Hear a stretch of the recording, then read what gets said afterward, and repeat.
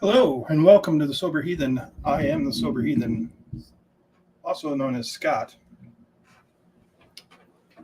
What a morning. What a day. A lot of good in the day, as usual. When you're looking for it, you can find it.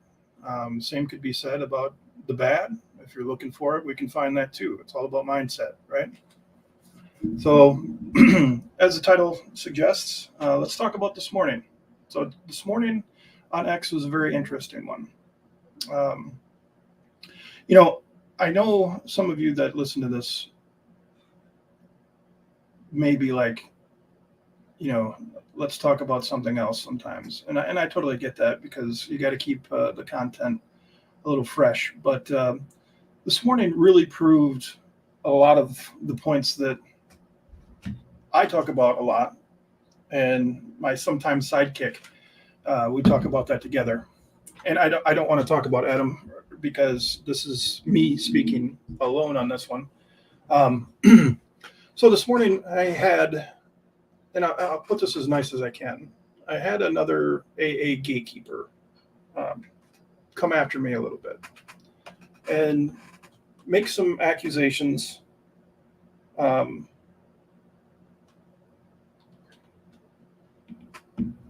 that are completely baseless. First of all, this person doesn't know me. As far as I can remember, I've never had a one-on-one conversation with this person. But the way this person talked, you would act like this person had an inside scoop on my history, right?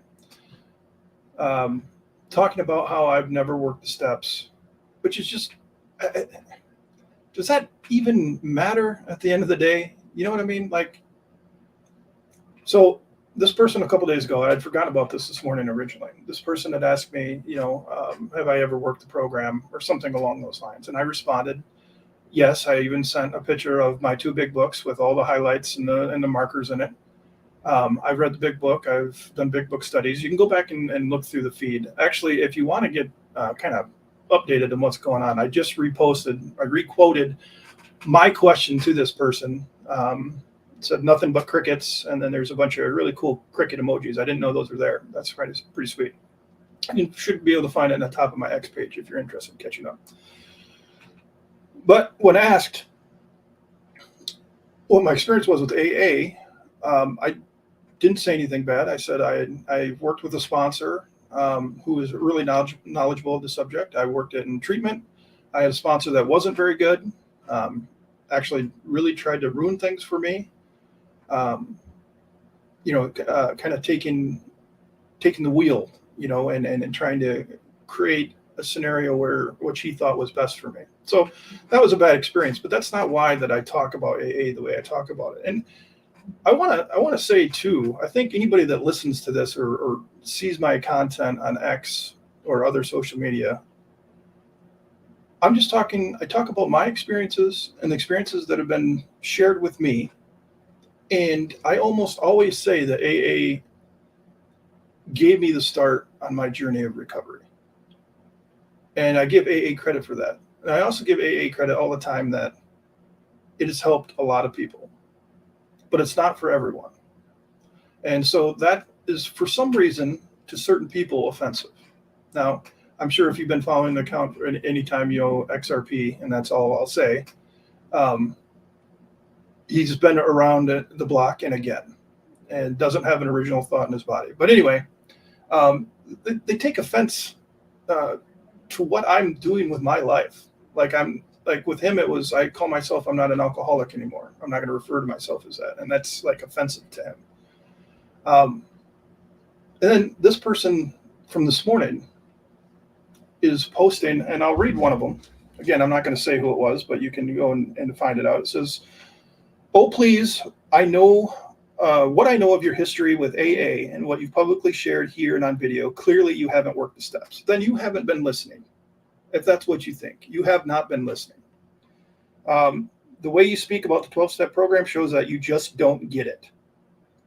You hold yourself out as an expert, and you're not. I am not an expert, and I've never claimed to be a fucking expert. As far as the 12 steps are concerned, this person tried to tell me that me reading the big book wasn't the same as working the steps. Where the hell did the steps come from? The fucking big book. So I've read the big book several times. I've taken a lot of notes, and I've studied it to the best of my ability. And when I talk about it, I'm confident that I know what I'm talking about. And if I'm wrong, anybody can point that out, and then I can learn from that. That's the goal here. The goal is to present an honest take, an authentic take of my journey and my experience with the big book and the 12 steps.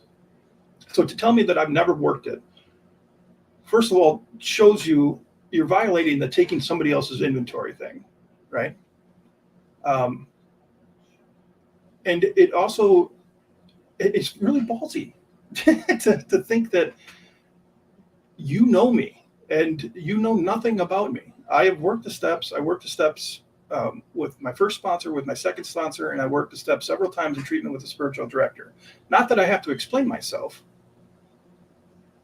but I will for this purpose. What really gets to me and what really got under my skin this morning is this comment here. And this is obviously in a thread. Again, go look at what I just pointed. This is what I pointed out. I pointed it out on my profile. It should be like the top tweet on my profile if you go look, and then you can follow the conversation. It kind of hops around a little bit. So it starts out, did you read what I said, or do you care? Does it matter to you the effect you may have on others who are struggling? Yes, that's why I do this. I care very much. You continue to misrepresent AA, and it's harming people. Why not just stop talking about it since you don't like it? First of all, I never said I don't like it. I don't think it's a great, well, maybe I have. Honestly, if I'm being honest, maybe I have said I don't like it. But it's more of these people that I don't like than the program itself. To tell me that I'm harming people is fucking ridiculous. To tell me that I've never worked steps or I'm misrepresenting AA, I asked this person, and this is the comment that I requoted on my page. I asked for specifics 10 hours ago.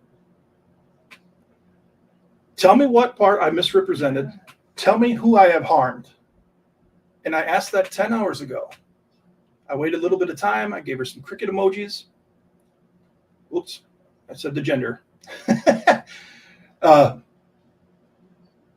All I got in response so far in 10 hours was ha ha ha and a laugh emoji. So if you're going to accuse me of harming people, if you're going to accuse me of misrepresenting AA, and you can't give me specifics, that says everything that we need to know about this person. They're just emotionally attached to this program for whatever reason. Maybe because it helped them and they find comfort and that's where their community is. That's probably what it is. But they're so emotionally attached that if anybody says anything negative about it, they are triggered and they lash out. How dare you?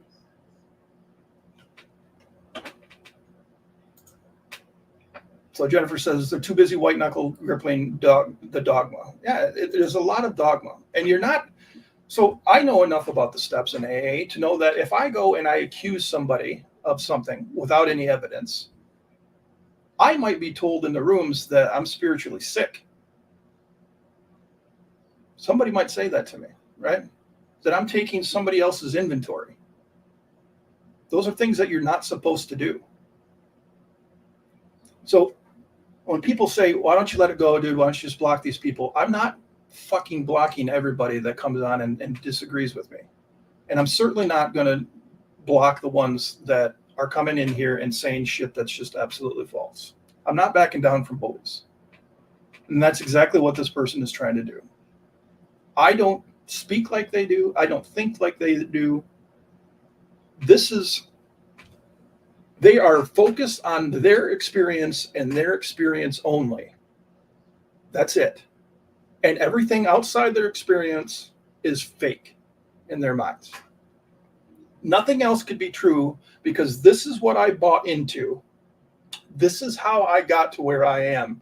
And I have a purpose now because this groupthink and this group speak makes me feel warm and fuzzy. And I can't go against that because I'm terrified to think for myself. So I hope this person is watching and I hope this person responds and gives me some goddamn specifics of who the fuck I'm harming. Because I can tell you right now, my DMs in the comments, 90% or more see the real problem here. And the real problem is people like you.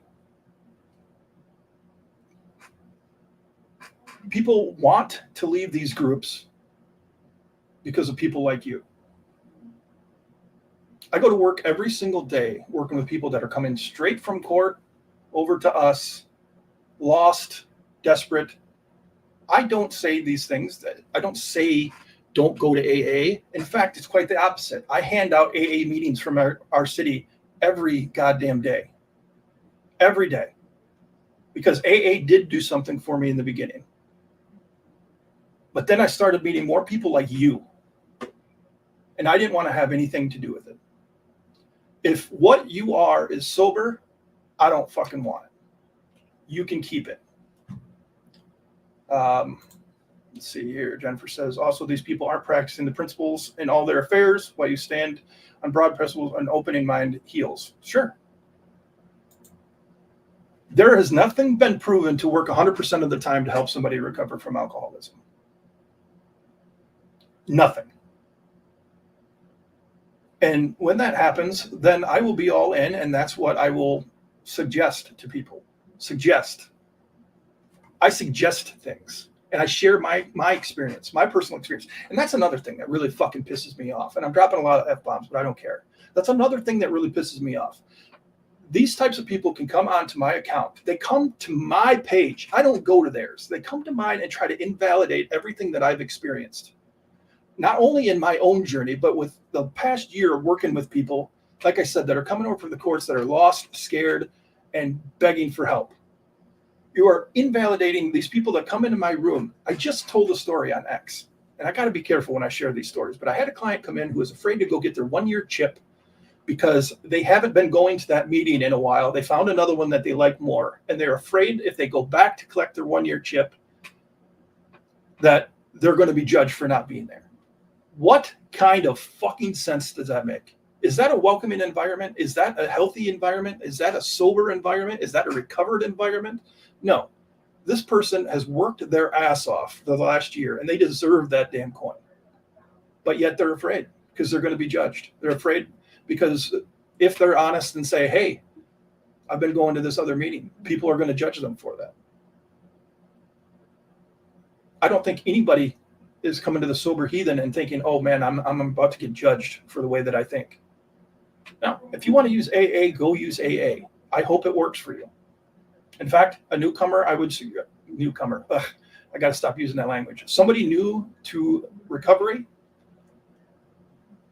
I will suggest anything and everything to them to try to help them get out and hope that something sticks. And if it's AA and they spend 50 years in AA, and they're sober and living their best life, I am so happy. I am so happy for them. Tell me that I'm harming people. And you're coming on claiming like you fucking know me, dude. I'm not blocking this person because I want to give them a chance to give me the specifics that they were listing. To tell me one person that they know that I've harmed. To tell me where I'm misrepresenting AA. I might tell some things that you don't like. It's not misrepresentation. If you don't like the fact that I talk about Bill W. being on the belladonna treatment, which is a psychedelic, which led to his white light experience, if you don't like that, that's on you. I live in reality, and that's reality. Bill didn't make up Yeah, the Red Road too. The Red Road is a Native American approach through Peer 360. They have meetings 4 times a day. Google Peer 360. I don't know if it's everywhere in just Michigan, but like Justin said, that's another great meeting. In fact, that's the meeting this client that I was speaking of now attends because um, they feel more comfortable there, less judged. I lost my train of thought. But people that, oh, Bill W., their boy. And listen, when I talk about these things and the belladonna and then Bill going back in the 50s to try LSD to recapture that spiritual experience, this is not me hating on Bill. It makes him more real to me. When I talk about Bill cheating on his wife and all those stories out there where he was taking advantage of vulnerable women in these meetings, I don't like it, but it makes it more real because he's not this guy on this pedestal that something clicked and then he created this program that saved millions of lives. He's a real human being, a valuable person, and it makes it more real. So if anything, it makes me go and read the 164 at a different angle. I read it for what it says, not for what other people tell me that it says, not from what other people tell me that it means. So when you come on and somebody, you see it not very often, okay? It's not very often that you see these kind of gatekeepers come in and say this shit. But when you see it, they come in and they completely try to invalidate other people's experience. I use this pathway. I never used AA. Well, then you're not really sober. Well, I've worked the steps. Well, no, you didn't, because of the way you talk. I know you didn't. The amount of ego and hypocrisy on working in this honest program, that's what AA says, claims it is, right? And I think that if you're working at how Bill designed it, or maybe how the big book tells you, then you're doing it. But people just joining in now, they're going to hear me saying these things and they're going to be like, oh, here he goes, he's bashing AA again. I am not bashing AA. I'll say it one more time for the people that are just joining there. I suggest AA to every person that's never been to any kind of meeting before. I'm fearful that they're going to run into people like this, but I also know people like this are few and far between.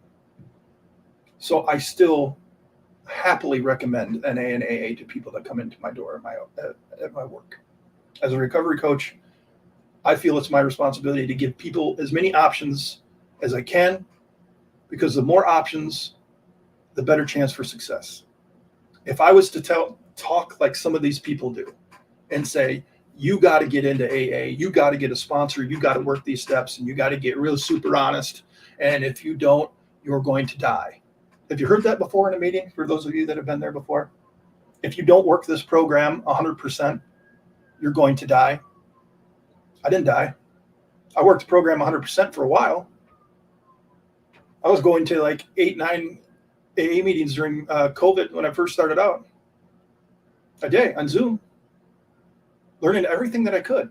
And I was buying in. And then it got to a point where reality set in. This is not working for me. I'm having to fake it way too much to make it through this thing. I don't think and feel like these people do.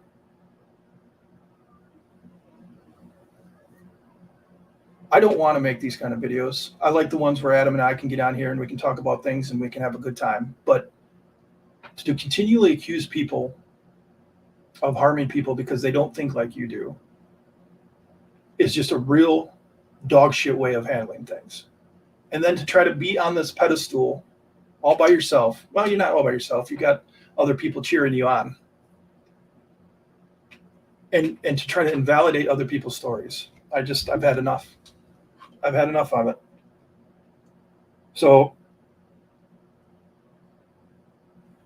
sorry, I'm checking my notifications because it doesn't show up all the time. Jennifer showed up on here.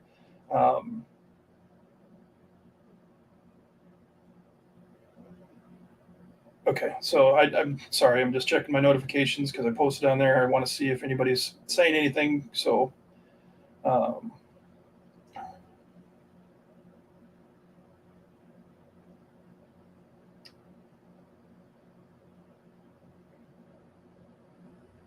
Yeah. So anyway, so my attitude has changed since this morning because my recovery is pretty solid. This morning I was pretty worked up, and I posted, I think, something about this really gets under my skin, and it was really under my skin, and it really irritated me to find yet another person that thinks they know me and what I'm trying to do. All I try to do is share my experience. You know what? I'll use an AA line. I try to share my experience, my strength, and my hope. And my hope is that one day we'll find a cure for this fucking thing, a real one. And there are good ones out there. We can talk about the success rate of the best studies out there with AA, and we know it's not good. And I think one person like this individual can scare people out. That client that I mentioned, she was scared away because of these types of people. Worked her ass off for a year and doesn't want to go back because of these type of people. Who's doing the harm? I told her, go get your damn coin. You've earned it. Maybe that's harm for suggesting that she goes back into a place where she doesn't feel comfortable. But I was telling her from a place of strength. You've earned this. Fuck what they think.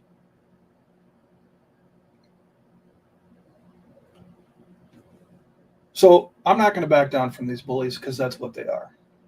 I'm not going to block this person. I hope they watch this, and I hope they get all kinds of fired up and run their mouth.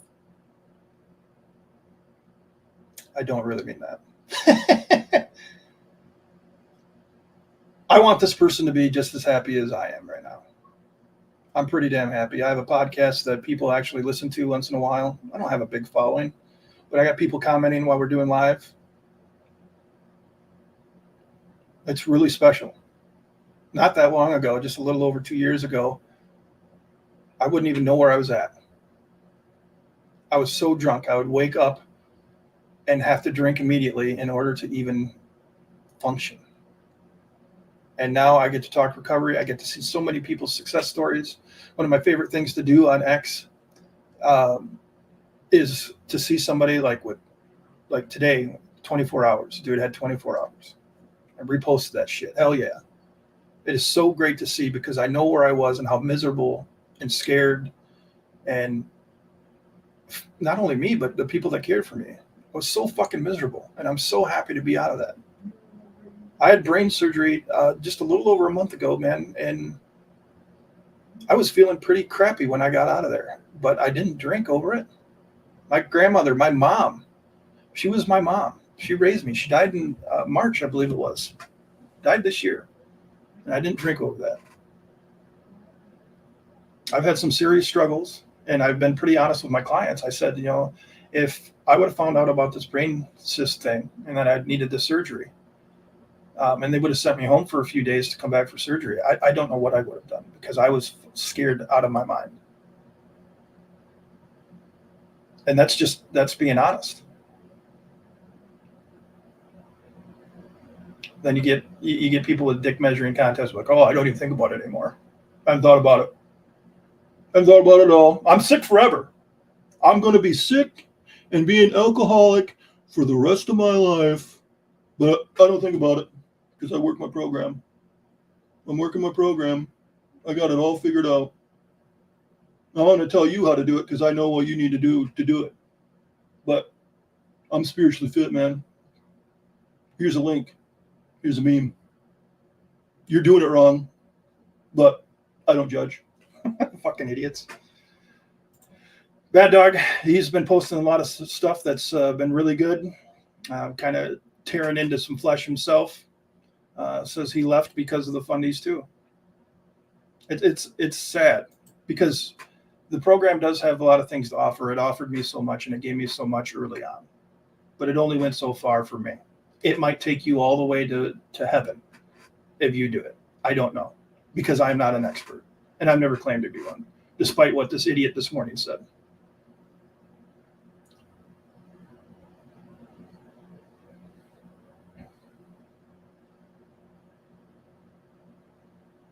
Um, I'm sorry, Justin. I'm sorry to hear that, buddy.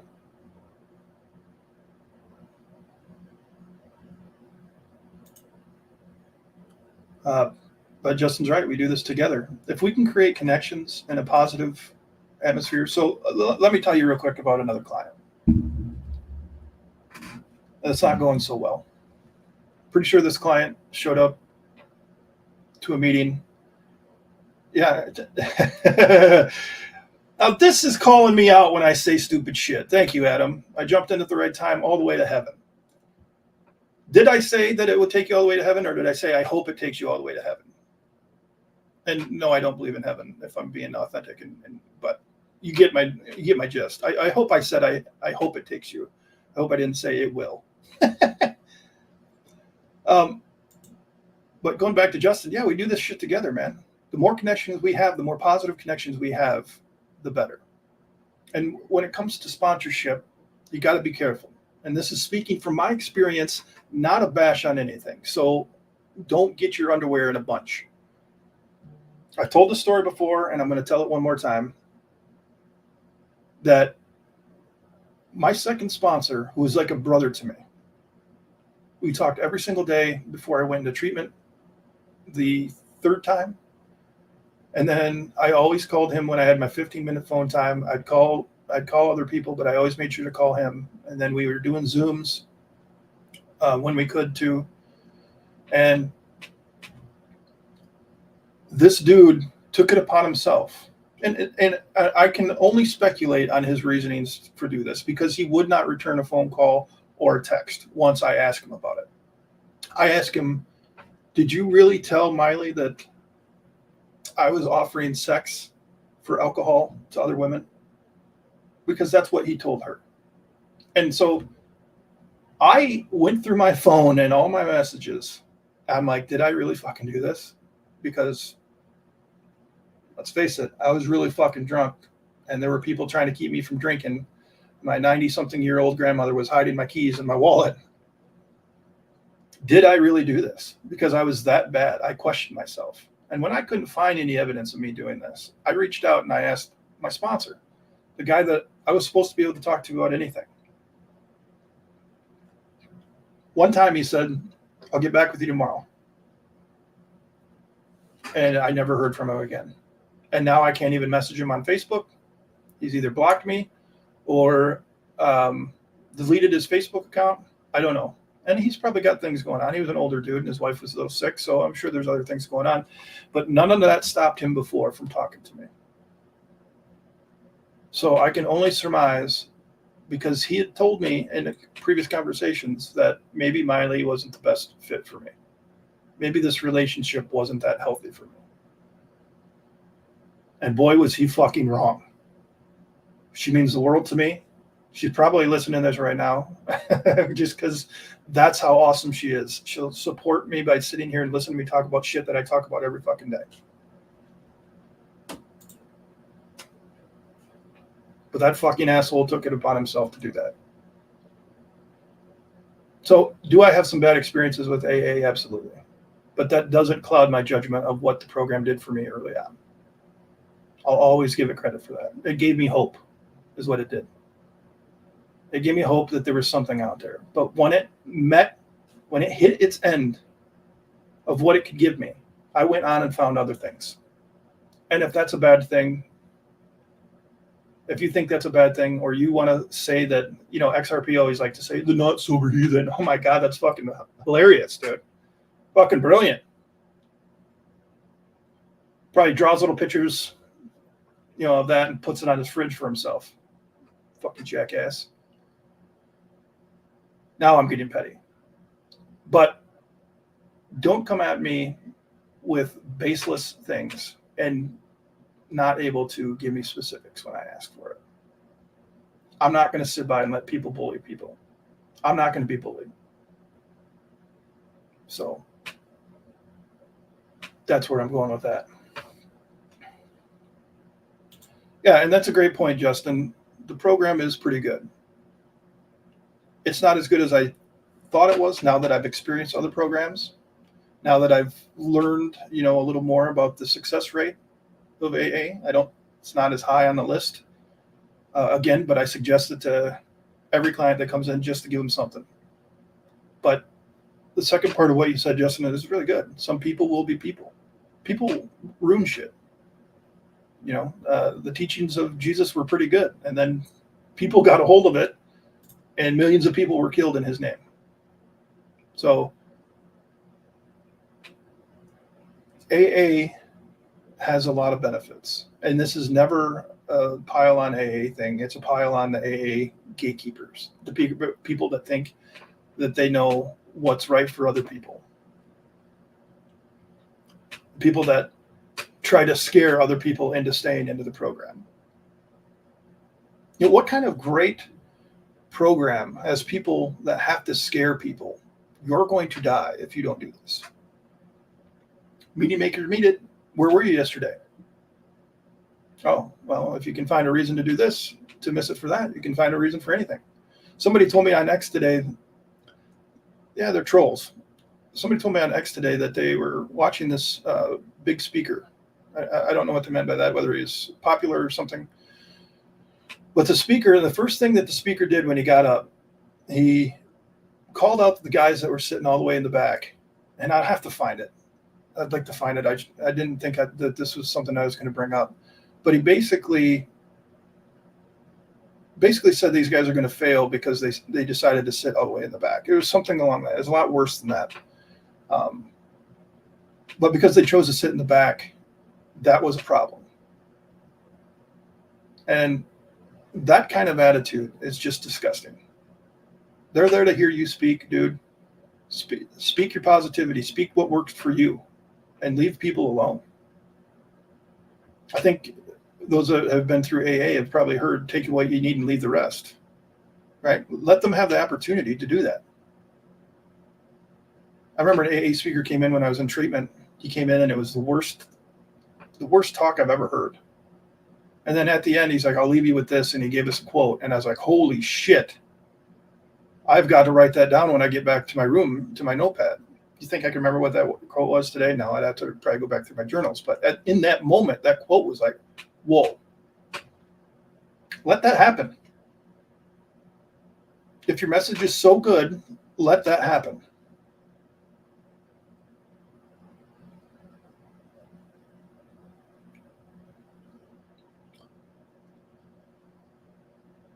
I'll say it one more time.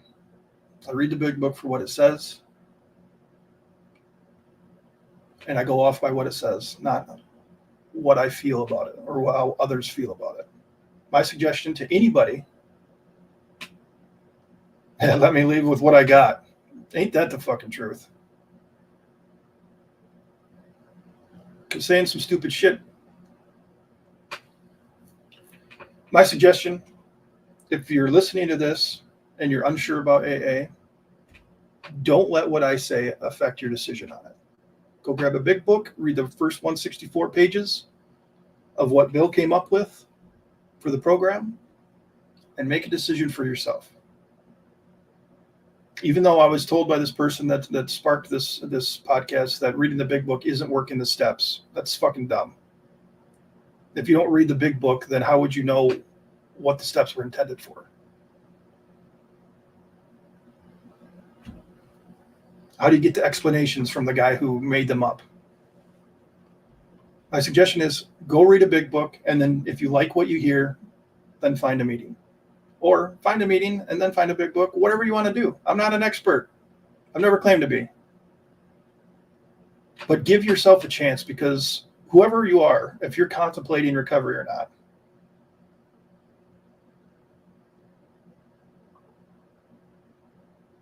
you deserve a chance to get over this shit. You're not a bad human. If going through this inventory that AA wants you to do terrifies you to do it with a stranger, then get a therapist. Because they're trained in mental health and they're not going to open up a wound that they shouldn't be opening up. I sat down and talked with one of our therapists today when one of her clients showed up, and I shared with her something that I've only shared with very few people. It just kind of came out. And I was almost crying talking about it again. And this is a wound that hasn't fully healed, clearly. They are trained for this. Are they all good? Fuck no. Are all sponsors bad? Fuck no. My first one was pretty knowledgeable. I learned a lot from that dude. He's what helped me get bought into the program. I liked what he said. I've had some shitty therapists. But don't give up on yourself. If you find a therapist and it's not good, try another one. If you decide to go the AA route and you have a sponsor that's not vibing, get a new one. But the problem is, again, you're going to run into these people and they're going to make you feel guilty for setting your own boundaries, even though setting boundaries is so goddamn important. Say that again. I'm recording it for you. What do I have to say again? Anyway, if you're just joining, I'm probably going to wrap it up here soon because I'm sick of hearing myself talk.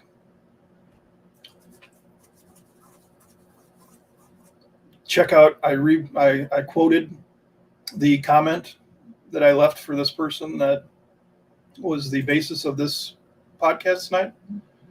If you want to go back and reread it through yourself, please tell me where I'm wrong. I've been called snarky by a couple different people the last couple days because of a comment I made where I said something about finding Jesus in a meeting. They thought that was snarky. It wasn't snarky. You might have taken it that way, but that was not my intent. So anyway, I quoted the tweet. It says, nothing but crickets, and then it's got cricket emojis. You can go back through. You can see what the discussion was all about this morning.